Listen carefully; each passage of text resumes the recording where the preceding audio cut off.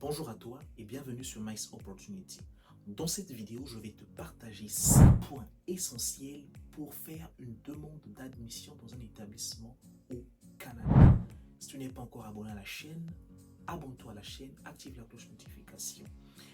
Et aussi, si tu es un étudiant au Canada ou que tu arrives prochainement pour étudier au Canada, je t'offre gratuitement un e-book 10 façons ingénieuses de gagner de l'argent lorsque on est étudiant au Canada. Tu vas le retrouver dans la description.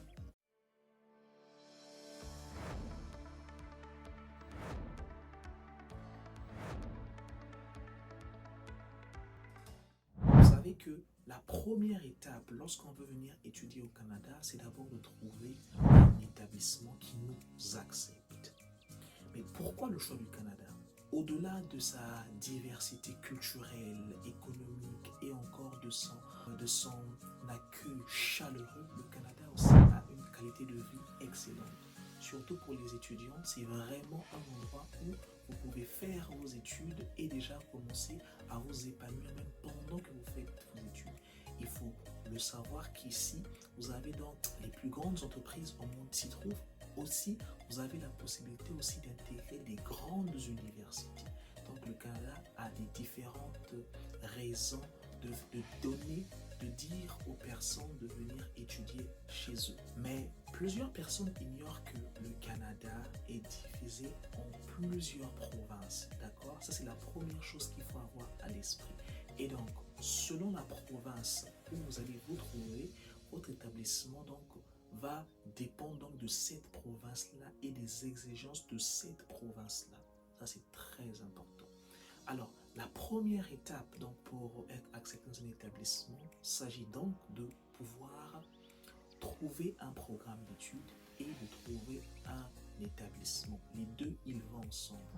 C'est-à-dire que là, vous avez donc besoin d'étudier ici. Vous allez d'abord identifier le programme que vous voulez faire ici. Le programme, par exemple, un baccalauréat en administration, par exemple une maîtrise en environnement, par exemple un doctorat en santé, etc. Ça va dépendre donc du programme. Donc, selon le programme que vous allez faire, vous allez donc voir quel établissement offre le programme que vous voulez faire. Il y a parfois des moments où vous allez trouver, quand vous tapez le nom de votre programme que vous voulez faire, par exemple une maîtrise en informatique, vous allez voir qu'il y a plusieurs établissements qui offrent la maîtrise en informatique. Mais là maintenant, c'est à vous d'aller sur l'établissement que vous préférez. Donc vous allez voir, quand vous cliquez sur le site en question, regardez l'établissement se trouve dans quelle province pour déjà mieux vous préparer. Donc c'est ça la première affaire qu'il faut d'abord faire, connaître votre programme que vous voulez poursuivre et ensuite trouver l'établissement dans lequel vous voulez donc poursuivre ce programme. La deuxième étape, le deuxième point, c'est donc de savoir les conditions d'admission qui sont rattachées à ce programme. Il faut savoir que donc pour chaque programme, il y a des exigences. Par exemple, dans certains programmes, on exige à ce que vous puissiez suivre des cours de mathématiques. Lorsque vous faites par exemple des programmes en mathématiques et informatique, et des programmes en actuariat, c'est des programmes qui nécessitent une bonne connaissance en mathématiques. Donc, on vous exige que vous puissiez déjà avoir des prérequis. Donc, les conditions d'admission seront toujours citées sur les différents sites des établissements. Donc, ce sera maintenant à vous de voir, de lister ces conditions. Donc, vous pouvez prendre une feuille avec un stylo, lister en fait ces informations et comme ça vous saurez exactement si vous pouvez remplir les critères. Dans les critères d'admission aussi, il faut voir aussi, considérer énormément le test de langue. On va en parler parce que c'est le point numéro 3. Passez votre test de langue. Le Canada est un pays bilingue, donc les langues officielles sont l'anglais et le français.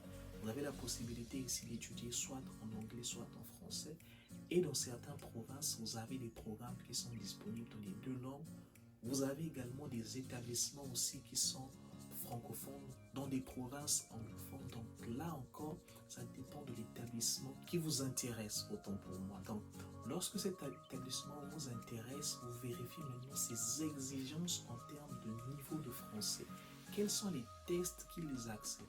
Vous allez voir par exemple Le TOEFL est souvent recommandé lorsqu'on veut s'inscrire dans les établissements où on parle anglais. Le TCF pour le Canada est recommandé lorsqu'on veut s'inscrire dans des établissements où on enseigne donc en français. Il faut donc voir les différentes exigences par rapport donc à votre établissement. Et le quatrième point que vous avez, donc il s'agit là maintenant de pouvoir préparer vos documents. Une fois que vous avez pris connaissance des différents éléments, vous pouvez maintenant rassembler vos documents. Il s'agit donc de vos relevés de notes, de vos diplômes, si vous en avez, de vos attestations de diplôme, de vos CV, de votre CV, autant pour moi, un seul suffira, celui qui est actualisé, de votre lettre de motivation. Donc vous devez déjà préparer ces documents-là. Ensuite, le point suivant, donc le point 5, sera de faire une admission directement donc sur le site de l'établissement. Les établissements ont une section admission ouverte à toutes les personnes qui veulent donc faire leur demande d'admission.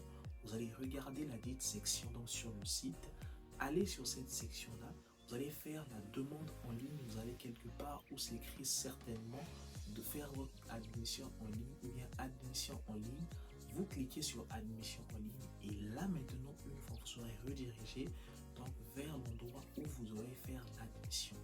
Vous devez créer un compte parce que généralement c'est comme ça que ça se passe. Vous créez un compte et là à l'intérieur, vous allez donc soumettre tous les documents que vous avez rassemblés, donc selon les cases spécifiques qui seront, vous allez remplir vos informations personnelles, mettre donc les documents qui sont demandés et aussi dans certains établissements, ils vont vous demander vos certificats de naissance. Donc ça peut être un acte de naissance ou un certificat de naissance ou bien dans d'autres aussi, ils vont vous demander des photos. Dans d'autres, ils vont vous demander aussi votre passeport, bien votre pièce nationale d'identité. Ça va dépendre donc des exigences d'un établissement à un autre.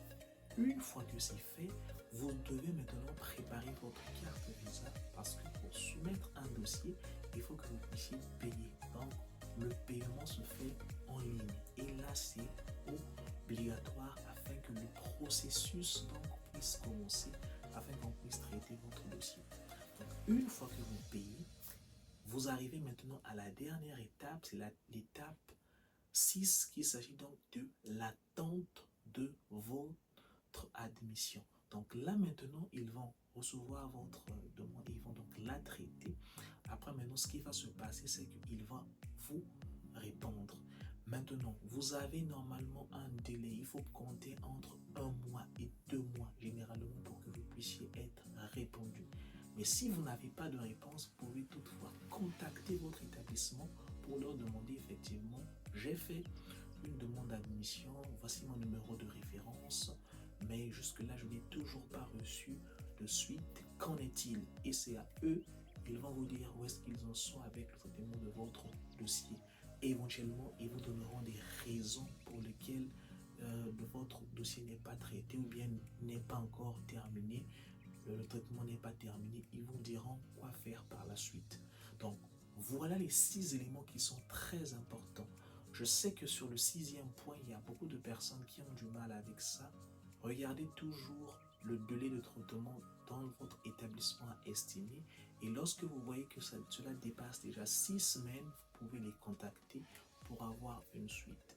Donc, si vous respectez les différentes étapes là, si vous passez les différentes étapes là, vous allez avoir une admission facilement dans un établissement. Et voilà, c'est la première partie donc de la demande de permis d'études pour le Canada. Donc, voilà un peu, c'est ce que j'avais à dire dans cette vidéo. J'espère qu'elle t'a plu. N'hésite surtout pas de me laisser un commentaire. Et ça fait toujours plaisir. On se retrouve dans une autre vidéo sur Maize Opportunity. Merci.